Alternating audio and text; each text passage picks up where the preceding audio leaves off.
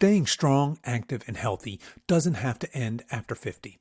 In fact, it can just be the beginning.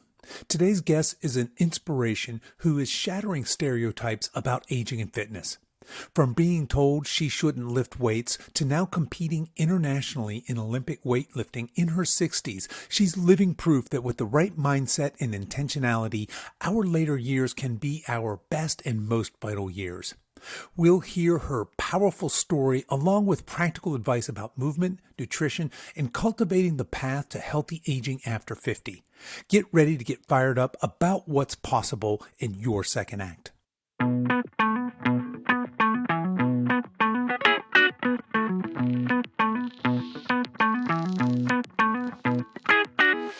Hello and welcome to the Over 50 Health and Wellness Show. I'm your host, Kevin English. I'm the founder of The Silver Edge, and our mission is to help you build and maintain a lean, healthy body that you love for the rest of your life, so you can show up in the second half of your life as the healthiest, strongest, most vital version of yourself.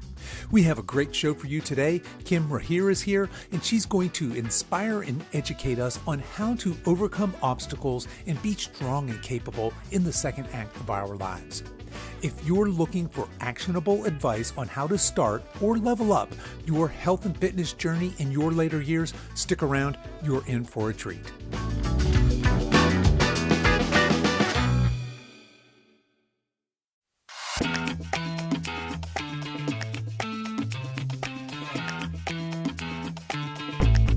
My guest today is Kim Rahir. Kim is a former journalist turned health coach who is inspiring people over 50 to embrace strength. After being diagnosed with multiple sclerosis in her late 40s, Kim was cautioned to avoid strenuous activities. However, she soon discovered the incredible power of weight training to transform her health. Now in her 60s, Kim is shattering aging stereotypes as a competitive Olympic weightlifter on the international stage. Her mission is to empower other middle-aged women to tap into the benefits of muscle building for combating health conditions. Kim takes complex scientific research and distills it into practical, life-changing advice for her clients. Her approach helps her clients connect to their inner power, both physical and mental, so they can thrive in the second half of their lives. Kim is living proof that it's never too late to reach your dreams or achieve athletic greatness. I started our interview today by asking Kim how she became interested in the subjects of health and fitness. Well, I was sort of struck off my feet when I was in my mid to late 40s. And it was interesting because I thought that I had reached sort of the pinnacle in my life of what I wanted to achieve. I had 3 kids. We'd been moving around a lot, but I'd finally found a full-time job again, a good job that I was really proud of and that I loved doing. And I'd always sort of wanted to prove, yeah, you can be a woman, you can have kids, you can have a career, and I loved that. But it was apparently quite stressful. That's one of the reasons that I'm assuming now, because from one day to the next, I really was off my feet. It started with a bit of a flu. Then I jumped back into activity after 2 days out of bed. And then 2 days later, I was seeing double. So my vision, my eyes were crossing, which meant that some muscle inside my head, the one that sort of holds the eyeballs in place, was being attacked actually by my own immune system. And that started off a stint of 6 weeks in the hospital. After 3 weeks, I was totally, I lost the use of my legs. I couldn't move them in a centimeter. And they were looking for the reason. You know that docs, they have this nomenclature, that's the system of labeling diseases. And when you have 2 symptoms that don't go with just one of those labels, they don't want to label you. You say, well, this could be this syndrome, it could be that syndrome, but it's not really that straightforward. And that's the scariest part of all, when they don't know what's going on and you start wishing for a diagnosis, whatever it is, but please give me something. And that never really happened. At the end, they thought it was like this autoimmune syndrome that is a one-off, that strikes once and then it recedes again. And I was getting better. I got like transfusions for 2 years every month until I was like given a free pass and told that I was fine again. And that lasted another year. And then I had numbness starting in my left hand. And I'm going to give you the short version. Turned out I had an episode of multiple sclerosis, which you have to wait for a second for a relapse before they officially declare you that. But the relapse happened after a year. So the second sort of chance at life that was offered to me after the first event was taken away from me again. And I think when you have experienced this kind of scare and like really dark moments, you have two choices. You can give in to that and tell yourself, I'm a sick person now. Or you can say that you want to fight. And you want to fight in the sense of what kind of mindset are you going to adopt? I'm not saying that just by telling yourself in your mind you can fight any disease. There are some things out there that you don't stand a chance. It's going to be extremely hard. But you can decide how you are taking this thing on, how you are going to position yourself in regards to that thing that is happening to you. And do you want it to just let it happen to you, or do you want to take some sort of claim agency and say, no, I'm still going to do things? And that's what I did. I decided to go back to the gym, even though the doc said, oh, exercise. Oh, you want to be careful. They say careful because they don't really know what they're talking about when it comes to exercise. It's not part of their training, and they just want to protect themselves and say, I'm not going to tell you anything because if something happens, God forbid, I'll be responsible. So I took that into my own hands and into my own responsibility and said, I have lost sensitivity in my left hand, and my left leg feels so much weaker than before, but I can walk, I can lift, I'm going to go there and I'm just going to do it. And that made me grow stronger and better in such a short amount of time that even my doctors were amazed and thought, wow, this is something. Well, Kim, hang on. I want to interrupt you here because I love where we're going. But before we start talking about the other side of this horrible, dark event in your life, you just mentioned, hey, I came through this horrible thing. I spent 6 weeks in the hospital. I had 3 weeks where I was paralyzed in my legs, and I get out. I have got a couple of years of transfusions, and then lo and behold, I'm numb in my left side. I'm diagnosed with MS, and you got this really long struggle. And I love how you talk about you reach this crossroads where there's really two choices. You can either identify as being sick and being unfortunate, I suppose, being massively unlucky in health, or you can, as you said, you can claim some agency. I want to come back to that, but you just mentioned, hey, I went back to the gym, I was lifting weights. What were you doing before all of this happened? Before you had the double vision, were you active? Were you in the gym then? What was life like before all this happened? You mentioned that you were very successful, had the kids, had the family, had the career, moving around, but activity-wise, what were you doing? I was a regular gym goer, I always had been. But when I got that full-time job, I had sort of slacked on that a little bit. I went for a jog once in a while. I did sign up for a gym, but my training was not as consistent as it used to be. It was something that was part of my identity, and I always wanted to keep doing it. But I know now that at that time, I had actually not been very consistent with this. I had also gained a bit of weight and I felt very stressed out. I was drinking more than I should have because of the stress. You want to take the edge off often, all these things that you do. So yes, I had been an active person, but I think I hadn't sort of kept it up, and I had this, the stressors in my life and all the responsibilities sort of creep in and take over. What I think is really important, and this is something that I want everyone to know, because so many women tell me, oh, I used to do all this, I used to be all this, and now I just can't do it anymore. I just can't seem to sort of get back to it. And when you have been that person at some point, it's still in you. You just have to sort of dig it out, and you can always come back to this. This is a really important message that's very close to my heart. Even though, and when I was like paralyzed in hospital, I never in my dreams thought that I would be able to go back to weightlifting or anything. I was wondering, was I going to be able to walk? But that person that used to be fit and active, it's still there. You just have to go back and find it. Absolutely love that message. And of course, as you know, I rail against that common narrative of it's all downhill from here, especially for those of us, like you said, that were fit and active at one time. And I think most people listening, I know certainly that resonates with me, that story of, you know what, I was fit and active. And then somewhere in my midlife, my career really took off. I did get stressed out. I was really busy. I was drinking to, like you said, to take the edge off. And just all of my healthy habits that I'd had earlier in my life kind of they weren't my priority anymore. My health was not my priority, and I suffered massively for it. But to your point, we can always come back to that. That's always there for us. All right, absolutely love that message. All right, so I interrupted you. You mentioned, okay, hey, here I am. I'm coming out of this MS diagnosis. The doctors being very cautious about saying, well, I don't know about weightlifting, but you had that as your background. And talk to us, where do you go from there? You're back in the gym now, you're starting to walk regularly. What happens next? Next thing that happens was we moved again. So in my family, we moved every 4 years from one country to the next. And there was another move coming up.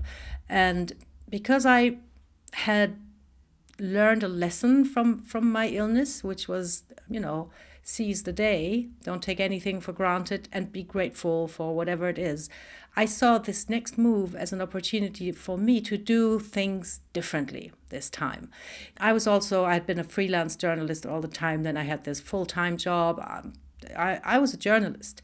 I had this calling that I wanted to spread the message about exercise, but I never took the plunge.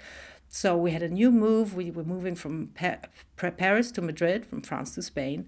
And I told myself, okay, this time I'm going to do everything in a much more peaceful and more relaxed way. When you move with 3 kids, it's always like you have to get everything right for them, and you want life to be back to normal as soon as possible. And then when you're a freelancer, you have to go and look for clients and start finding stories.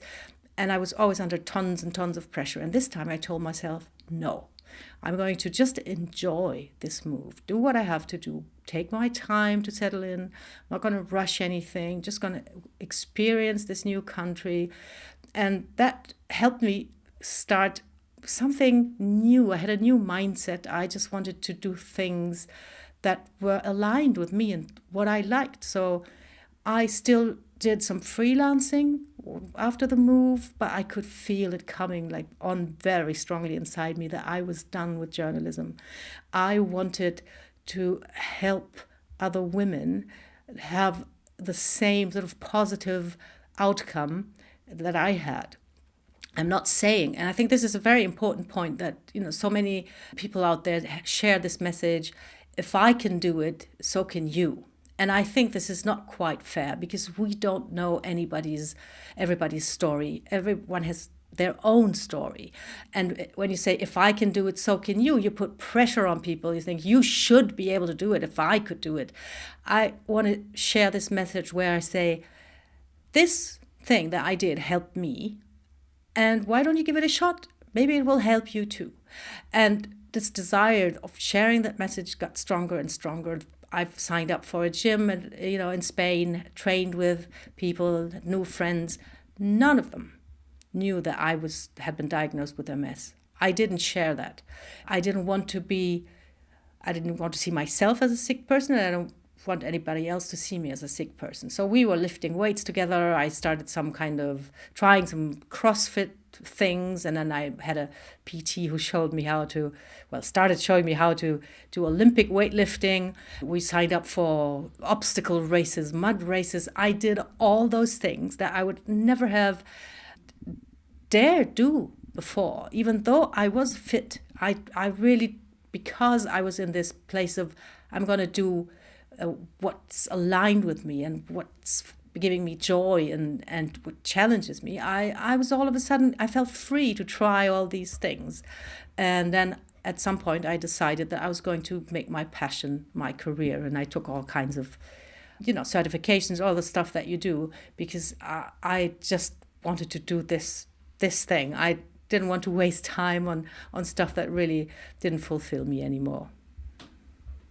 Absolutely love that. That mirrors, well, my sickness story isn't quite as dramatic as yours, but in my mid 40s, I was as sick as I've ever been in my life, and I was very lucky. I had a 3-day hospital stay, not a 6-week hospital stay, but it was my wake up call, right? Yes. And it got me thinking about, my peer group at the time were just like me. We were all stressed out executives. I was in corporate sales, and we partied, we drank, we all had families. I made a lot of money. I spent a lot of money, but I wasn't caring for myself. But that was my baseline. And I thought I was I mean, I knew I wasn't healthy, but I didn't think I was unhealthy.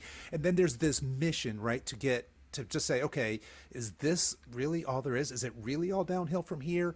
And so I had this slow movement from, like you said, from being sick to being not sick was the first thing I wanted to do. Can I just be quote unquote healthy? And then as I got not sick, I realized, oh, this feels great. I had no idea. My baseline, I felt shitty all the time because I was just trashing my body basically, and my mind as well. And as I got better and better and better, I thought, oh, this feels wonderful. What else is there that I've been missing? And so to your point, I had this somewhere in there. I had this calling. I had this mission inside me. I had this act of service, and all of a sudden, I became a whole lot less interested in selling big companies their next cloud security project, and much more interested in sharing my passion for this healthy lifestyle. And I just love the way you talk about, I didn't want to label myself as a sick person. I didn't want to label myself as a victim. So that wasn't a part of your story. And then talking about trying all these different modalities. Absolutely love that. You're saying CrossFit, and I think you said some OCR stuff. And then I did some Olympic lifting. Now, where did that take you? Because I believe you've competed in some of these things. Is that right? Yes. So the Olympic weightlifting was something that got me hooked. And I did this with a PT in a commercial gym. It was it's crazy stuff because you can't drop the weights and anything. It was just working like on the technique. And I loved it because it's extremely challenging. It's not enough to be strong. You need to be very proficient in the technique. And that's a lifelong process of learning. And I felt so privileged to be able to do this in my 50s. It's just this possibility that I had, that it was there, and I just had to do it. I didn't need to comply with any stereotypes of what a 50-year-old woman would do. I just had this opportunity, and I grasped it. And after a year of doing it in the commercial gym, I thought about that for a long time because my friends were in the gym and it was what I knew, the thing with the music and the mirrors and the sauna. And then I took the plunge and signed up for a pure weightlifting gym. No mirrors, no sauna, no music, just iron and a coach who's there every day actually to help you get better. And then I'd been training for 2 weeks there. I'm not exaggerating, like 2 weeks.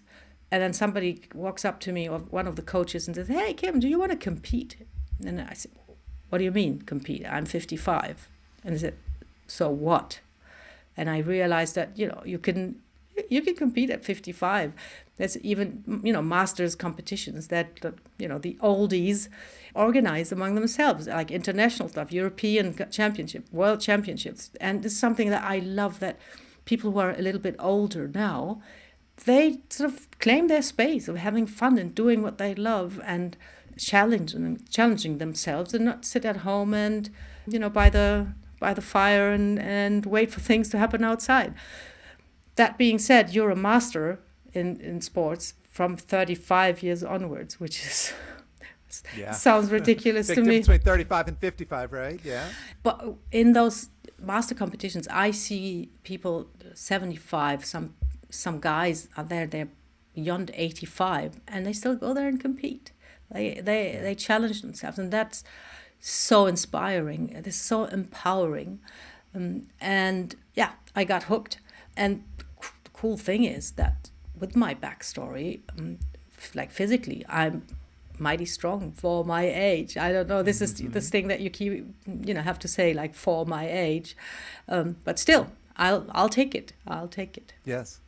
Yeah, no, I would say you're strong for any age. And so for folks listening that aren't sure what we're talking about here when we say weightlifting, Kim is talking to a very specific set of lifts. So that's known as Olympic weightlifting quite commonly. And these are the clean and jerk and the snatch typically.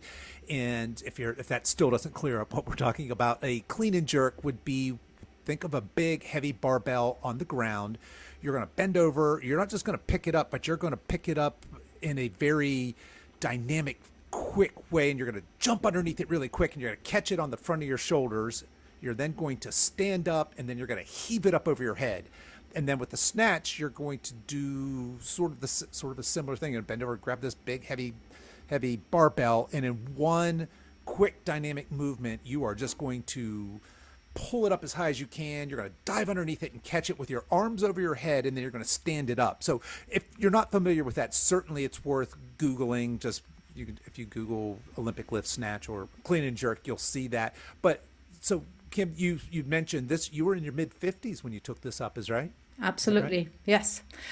Yeah. And there's something actually quite interesting and I think important about this, because we're often being told, people are talking about exercise for older people, and the usual thing that people say is you want to do it very gently, you don't want any explosive moves, you want to do like mobilization, and it's quite conservative, and I'm sure it's well meant.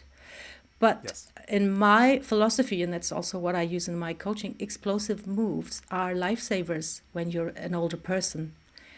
Just think about a fall. Is that sort of quick and explosive?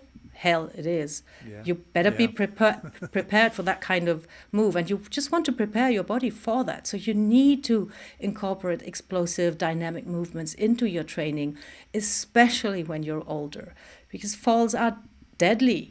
Falls are deadly, and you want want your body and your brain to have like the automatic response to sudden unexpected movement in space.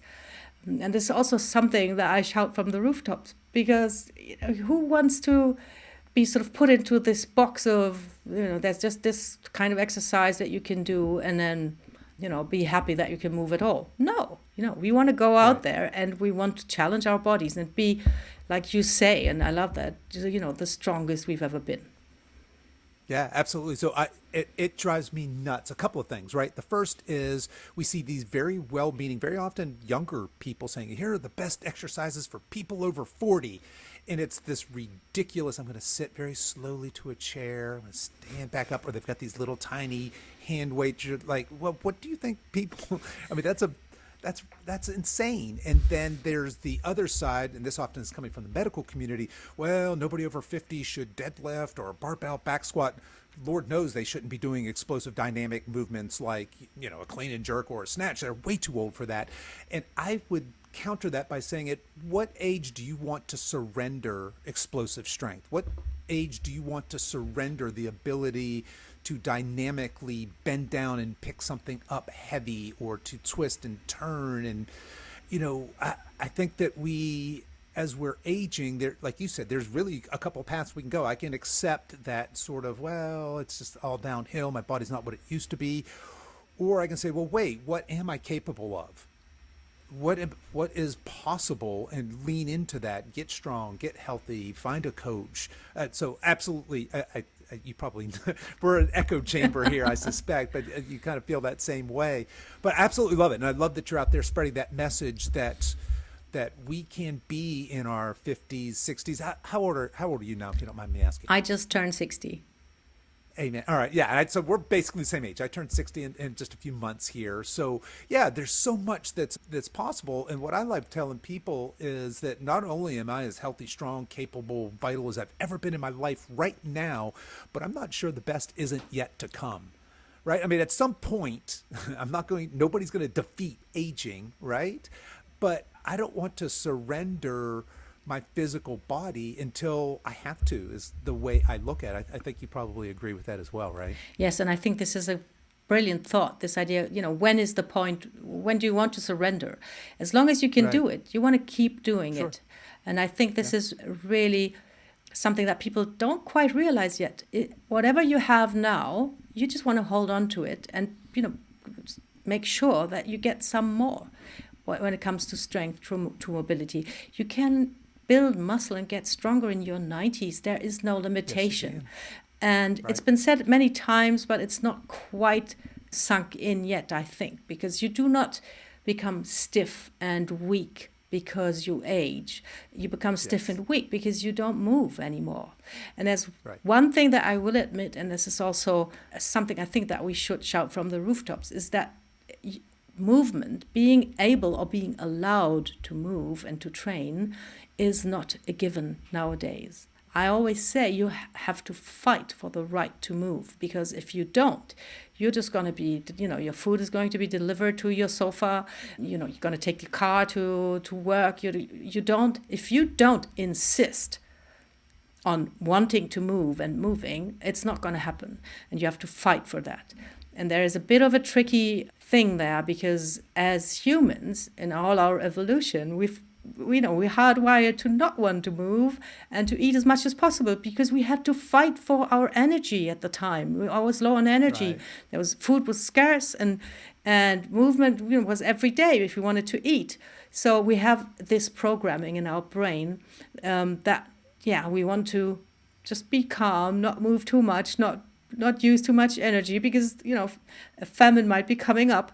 And that's just not the case anymore. And this is a switch I think we have to flip in our brain and realize that we have to consciously and intentionally insist on getting chances to move, to walk, to be active, and not give in to this onslaught of food and comfort that's around us.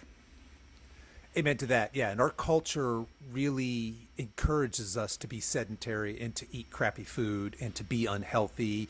And there's a whole financial system that's built around us getting and staying unhealthy. And we won't go down that rabbit hole, but back to your point, we don't necessarily get weak and frail. And again, nobody's defeating aging. That's not what we're talking about here. But we don't necessarily, you said we get stiff and we become less mobile. We don't get weak, frail, and out of shape because we're aging, but because we do things that just don't encourage that. To your point, we're not fighting for ourselves to be our own health advocates, to be strong, to be healthy. So Kim, I'd like to just switch gears here just a little. Well, actually, before we do that, let me back up, because I want to talk to you about nutrition, because that's sort of the other side of the coin we're talking about here. But let's just stay on the exercise. So if somebody's listening to this and they're thinking, "Oh my goodness, clean and jerks and Olympic lifting and competitions," that doesn't sound like me. Where do I start? What would you tell somebody who's listening to this and is just really early on in this healthy aging journey and just getting started? What sort of advice would you have them from a movement or exercise programming kind of a standpoint? Where would you have them start? Yeah, that's a really, really good point. I think it's important, especially at that age, if you want to start over or you want to start again, you want to become active again, you want to get some kind of expert advice, because chances are that your muscles have been sort of disconnected from your brain. That sounds more dramatic than it is maybe, but when you've been sitting at a desk for decades, like muscles like your glutes, they're going to be inactive, because our brain is pretty ruthless. I'm not using this connection between this muscle, and I'm not using this muscle group either, then I'm just not going to spend energy on sort of activating it or staying connected. So you have to take this sort of reactivating, reconnecting step first before you can start working out, like really loading your body and challenging your body. You need to take that first step where you sync everything again, your brain with your muscles. And I see it all the time that people have great intentions, and it's actually quite heartbreaking. They think, I want to be active now, I want to move again, and I used to be so active, so I'm going to do couch to 5K, for example, or I'm going to go do a HIIT class or a body pump class. And when you have sort of neglected that connection between your brain and your muscles, there's a big chance of you getting hurt. There's because you're going to try and imitate the movements that you see, and your body will not be quite up to it yet. So you want to start with some activation movements. They can be strength movements already, but you just want to take it step by step and make sure that you have like the full command, have called your muscles to attention before you start. So that would be gentle calisthenics is what I recommend, what I do with the women who start working with me who haven't been active for a long time, which means you can do just something like 15 minutes even in the comfort of your home. You just got to do some stuff like wall push-ups where you sort of activate and train a movement without putting a ton of load on your joints and sort of wake up the whole system very gently. And then once you've done that, the sky's the limit and you can move on and become stronger and then do full push-ups and pull-ups and whatever you want to do.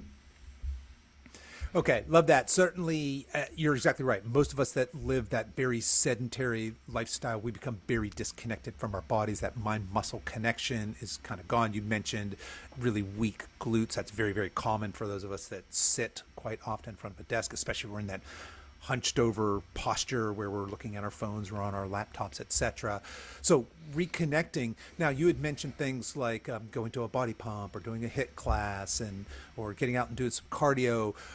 When you talk about programming for people over 50, we were just talking about barbells. You were talking about going to a gym and lifting weights. You weren't talking about doing aerobics. So once you have somebody, say, we'll just use for an example, a 60-year-old woman, and she's deconditioned, and you've got her now, she's done a calisthenics routine, let's say, and she's got this mind-body connection. She's starting to connect to her body again. Where does she go from there? Does she go into a aerobics class? Does she start doing deadlifts and squats? Where does she go from there? It depends where she's at. She could probably stay at home and do calisthenics for years to come and still get stronger and stronger. Yeah. Because so many of us, many deconditioned people, they cannot really handle and move their own body weight. That's something that we have to learn, and the weight of the body can be enough of a challenge for quite some time to come. And you can, make that more and more challenging all the time until you do full push-ups. And if you still want to get stronger, you could do one-arm push-ups. So you don't have to necessarily go to a gym or work with a barbell. You can do that at home. You might want a bit of equipment, some elastic resistance, maybe a few dumbbells, just to make it technically easier to load your body. But you can keep working with your body weight for quite some time and still get stronger. That being said, if you love working out and you want to go to a gym and you think you would enjoy that, then yeah, of course, by all means, you can move on to that. And in a gym, of course, you can load your body much more than with external weight and things like that. You need to be prepared, but when you are, this is where you can go. You don't have to, but you have the option, and this is something that I find really important, to have options, because many people get discouraged when you tell them, oh, you can, outside of a gym you cannot get strong. Yes, you can, but you don't have to go to a gym if you don't want to. But if you like that, by all means, go ahead and have at it. Have at it. Absolutely. Love it. So what about our 60-year-old woman? She's not only connected with her muscles, but she's been working out at home. She's gotten stronger. She's invested in maybe some dumbbells or kettlebells, and she's ready to take that next step. But she's worried, well, if I go to the gym and start lifting weights, won't I get big and bulky and look manly? How would you address that? Because that's a pretty common concern, right? Especially the ladies in our age group, right? 50, 60, 70-year-olds. They kind of grew up with the Jane Fonda style of workouts, and the barbells were for big, bulky guys, right? So a lot of women maybe are avoiding the gym and the barbell for fear of growing these giant muscles and becoming masculinized. Yes, I'm surprised actually that it's still out there, but it is. It's still out there, yeah. I think it's a bit ingrained in our culture, and I think the 70s images of pumping iron and Arnold Schwarzenegger, they are still dominant in this image of strength training. When you say strength training or weightlifting, people don't think of people, doing Olympic lifts. They think of Arnold pumping away in the gym. And I think this concern is it's not founded, but you want to take it seriously, because it's something where women are worried about what's going to happen to my body. And the one thing that I always share is, yes, you will have stronger muscles and you will probably increase your muscle mass, but that's exactly what you want. That's exactly what you want, because it's your biggest health insurance for the rest of the years to come. There's so much research now that we didn't even know, I think, like 20 years ago. Your muscle mass is a predictor of your longevity, of your cognitive function, of your mental health, of your metabolic health. It's even if you were to become bulky, that would be a trade-off that I would urge you to take on, because the health benefits are so tremendous. But then on top of that, it's not going to happen for 99.5% of the women. Probably 99.9995%, I would argue. Yeah, there's a genetic outlier of people who look at dumbbells or barbells and grow muscles. Yes. But that's not very common. There's a lot of us out there that are trying really hard, and we don't look like Arnold, right? I'm just saying. That's what I want to tell those women, right? Because this fear, it's making fun a little bit of all those guys out there who keep pumping away and pumping away and pumping away and still don't have the look. And then we, with our, in absolute numbers, ridiculous amounts of testosterone in our body compared to guys, we think by looking at a pink dumbbell from like 5 meters away, we're going to grow muscle. It's not going to happen.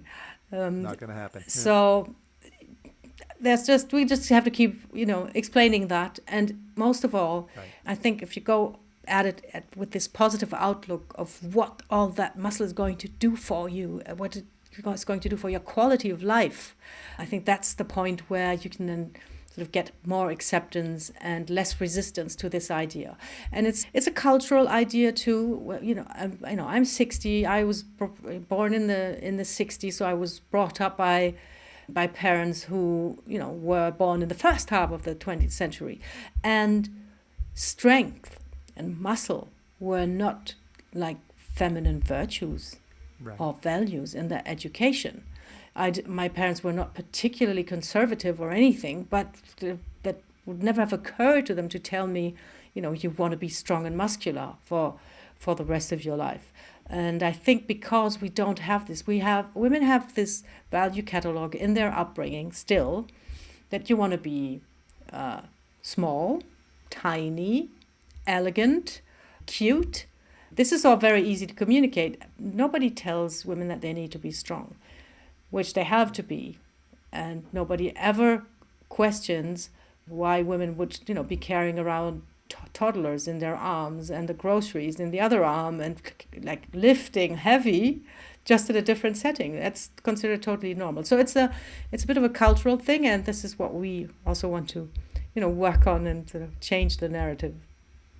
Change the narrative, 100%. Yeah, as you said, building muscle is your best health insurance for the years to come, for quality of life, for all these physiological reasons.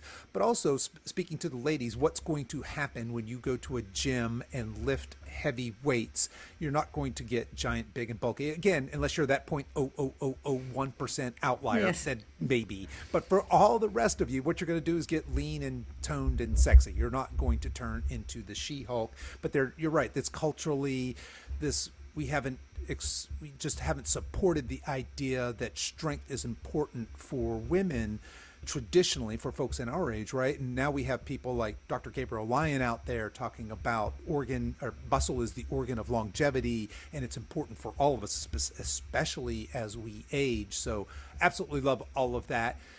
Kim, I'd like to switch topics here. I'd love to talk to you a little bit about nutrition. So we're just going to we'll stay with our example, right? We have the 60-year-old woman. You've worked with her. She's learned to connect with her muscles and her body. She's really fallen in love with this process. She's now regularly working out, just loving the health and aesthetic benefits of that.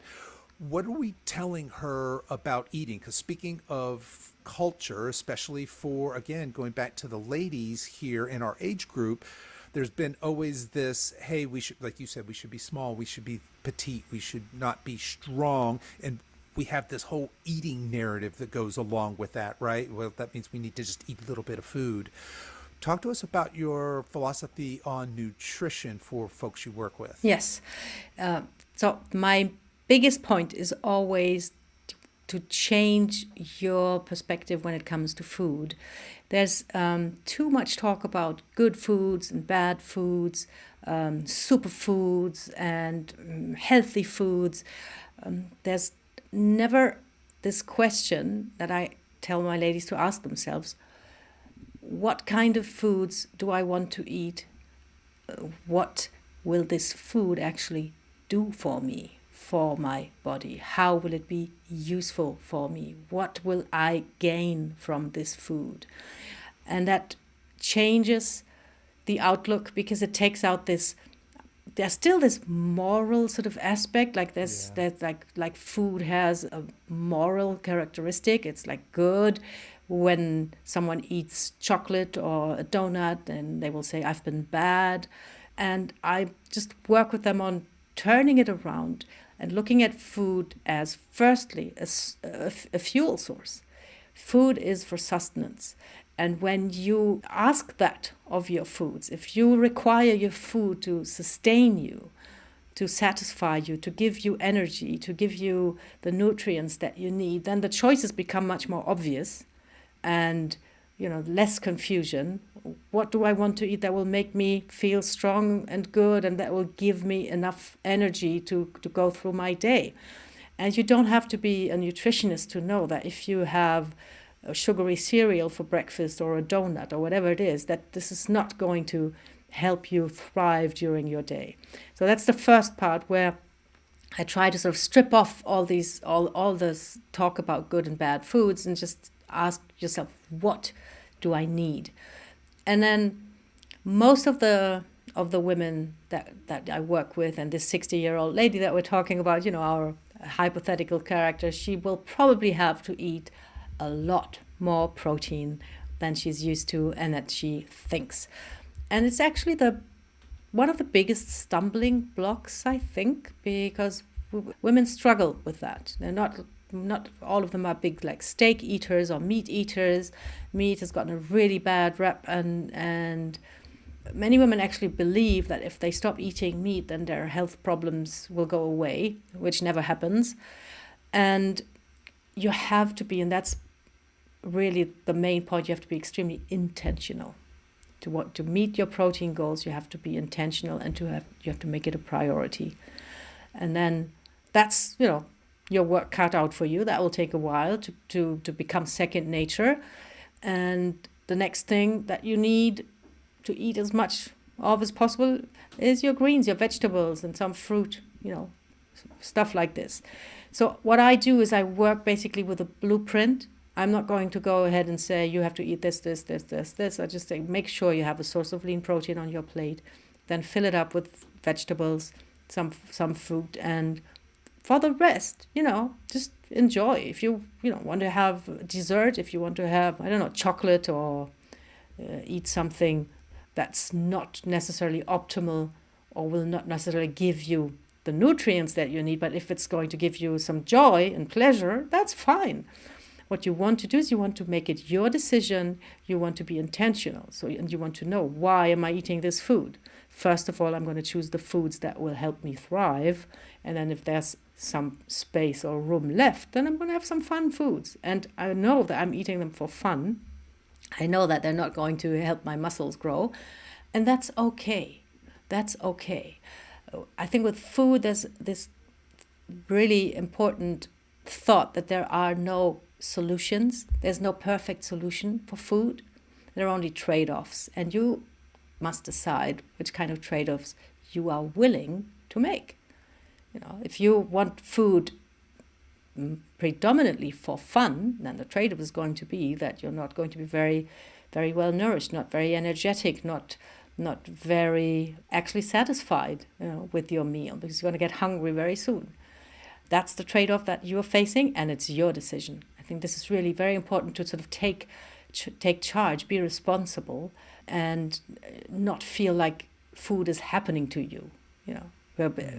There's food all around us. We need to be in charge and say, I want this and I don't want that. We can't expect this to happen like naturally or automatically. We really need to be intentional. We do really need to be intentional. I think there's that theme, right? You need to be intentional about your health. You need to be intentional about your exercise and movement. You need to be intentional about your nutrition, because going back again, our culture doesn't really support that. I think that if you are somebody who's intentional about your movement, you're intentional about healthy aging, you're intentional about what you eat, you're intentional about your mental, emotional, and spiritual health, you're an outlier. You're a rebel. You don't fit in with the common narrative and just the prevailing culture around you, because that's just not that common, unfortunately. So yeah, I absolutely love all of that. I love the idea of pulling apart the value base or the morality of eating. We have this sense that we've been taught that there's, like you said, there's good foods and bad foods. But then even you take that a step further, when I eat the good foods, then I am good. When I eat the bad foods, then I am bad. Now I'm internalizing good and bad based on the food that I just chose to eat. And I think that getting away from that and just having a basic understanding, okay, why am I eating? If I'm eating for physiological nourishment, that's one thing. Am I eating, if I change my intention now and it's a date night and my intention isn't necessarily to be a superhuman, but it's to connect deeply with my spouse or the person that I'm with or my family, right? We're recording this right before Thanksgiving. This will come out well after that, but my intention in my Thanksgiving dinner isn't I'm going to eat a lot of protein and veggies, but that really my goal isn't to further my biological health. It's to really deeply connect with loved ones in a very sacred, beautiful setting, right? It's not so. I love that idea of intentionality. I love that idea of us taking charge and responsibility for ourselves, our health. And I think that first step is just becoming educated. I certainly feel like there was a long period in my life when I didn't know. I mean, I knew that eating fast food all the time wasn't healthy, and I knew drinking every night to kind of, like you said, take the edge off wasn't really serving me, but I didn't really know. I was kind of in the dark a little bit. So absolutely love all of that. All right. Well, Kim, as we're kind of wrapping up here, what would you say to people listening to this that are thinking, wow, that's a lot for me to think about? What do we want to tell somebody here, just imparting thoughts in terms of getting started on this journey? Maybe they're feeling overwhelmed. We talked about a lot. You talked about, connecting to your body. You talked about, taking ownership and responsibility for your health. You talked about lifting weights. You talked about CrossFit and OCR racing. You talked about eating healthy and having protein. If somebody's feeling overwhelmed, where do we start? That's something that's really, really important. I'm glad you asked that question, because getting overwhelmed is most of the time the first reason why people give up. There's too much information out there. There's so many things they feel they should do, and you don't know where to start. And what I always suggest is make the outlook very, very small. Step away from the big picture. Yes, we want big, lofty goals. Yes, we want to know where we're going eventually. But here and now, if you want to do something for your health, move out of the big picture. Just look at your next meal. Look at your next time that you're going to spend outside. And make sure that you take one small step in the right direction. And then take it again and again until it feels natural. You do not have to start working out 3 times a week and eat chicken and broccoli every day right now to become healthy. You want to have this idea of becoming just 1% better every day. And I think most people know what 1% better would mean for them. It could be have, 1 glass of wine less in the evening and replace it with a glass of water. That's better. And that's fine. You can start with that. You don't have to go there and say, I'm going to stop drinking now. And then, the first bad day that you have, it's going to all come crumbling down. Take one small step. Have one more serving of vegetables with your next meal. or make sure you get out for 10 minutes every day and walk. Make it as small as it needs to be for you to be 150% sure that you can do it over and over again. And once you have that ingrained and you're doing it regularly, then take the next small step. But, get out of the big picture. Just look at your next meal and your next outing or your next exercise session or whatever it is, and do something small that's just a little bit better than what you did yesterday. And then you're well on your way. Because when you're moving into the right direction, no matter how big the steps or how small the steps that you're taking are, time is on your side. You're going to be moving where you want to be. Yeah, I absolutely love that concept of taking small steps, because even these tiny steps, if they're done consistently over time, they end up having a huge impact, huge results. And I think also that a lot of us sometimes we're relying on things like discipline and motivation. Look, don't get me wrong. I think that discipline and motivation are fantastic tools and they have their place. But really what we're relying on is building these habits. Like you said, if I'm just 1% better every day, and look, we're not going to sugarcoat it. The first day, you're not going to feel any different. You're not going to step on the scale or stand naked in the mirror and look any different. And you won't the next week, and maybe not the next week. But what's going to happen is if you just stick with this long enough, a month or so down the road, you're going to feel better. And then a couple of months down the road, you're going to look better. 3 months down the road, friends that you haven't seen in a while are going to say, wow, what are you doing? You look great. Have you lost weight? And that's where we get kind of the motivation to continue. And then as opposed to doing this because I have to, I'm unhealthy and I need to get back into a state of good health. Now all of a sudden you're doing it from a place of self-love. You're doing it because you love the way it makes you feel. You show up as a better version of yourself everywhere you go. You're a better boss, you're a better coworker, you're a better parent, you're a better child, you're a better friend. Because as you get healthier, it's like the tide rising in the bay, right? All the boats rise as the tide gets higher. So absolutely love that idea. 1% better every day. All right. Well, Kim, as we're wrapping up here, what's next for you? What are you excited about coming up in the near future? Well, I'm working towards the next international championship next year. That's going to be in Norway. Well, explain to people what you mean by a next international championship, because they might have missed that. Yes, so I'm going to be in the European Championship of Masters weightlifting, and I'm going to be competing in the 60 years old category. So that's going to be in June next year. So I have a long sort of prep cycle, which is good, because then you can be like exactly where you want to be on the day of the competition. That's something I'm really, really excited about. Well, we're certainly excited about that for you as well. And how can people connect with you? How can they learn more about you? If they potentially want to work with you, how can they do that?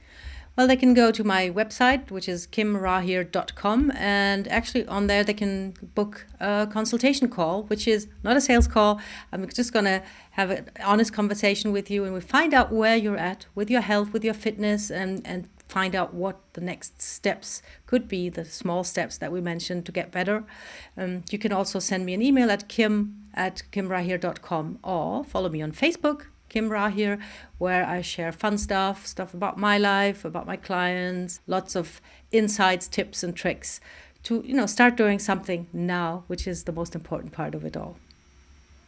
Fantastic. Absolutely love it. And folks, I will put all of Kim's contact information into the show notes. You guys can find that there. Kim, I want to thank you so much for coming on the show today, sharing not just your wisdom and your knowledge with us, but really your passion for what you're doing. I love the work you're doing. The world needs tons more of it. So keep up the great work. Thank you so much for having me. I really had a great time, and, let's spread the word.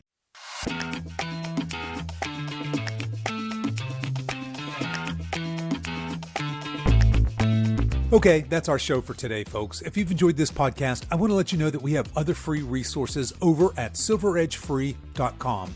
There you'll find our free guides with our top tips on nutrition, exercise, and healthy lifestyle to assist you in your weight loss and fitness journey. So feel free to head over there and download anything that looks useful to you. I'll put the links to everything we talked about today in the show notes, and you can find those over at silveredgefitness.com/258. As we wrap up our time together today, you can show your support for this show in two important ways.